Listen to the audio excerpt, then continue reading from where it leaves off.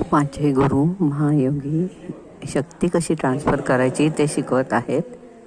तर शिवाजी सरांना, डॉक्टर सिंगम सरांना चक्रासन घालण्यासाठी शक्ती देत आहेत.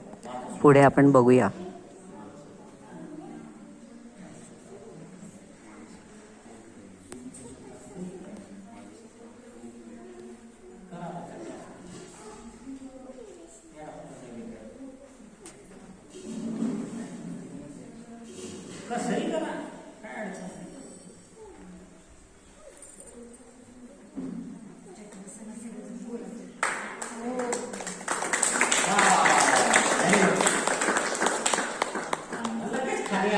बघा, शक्ती ट्रान्सफर करण्याने त्यांनी चक्रासन घातलेले आहे.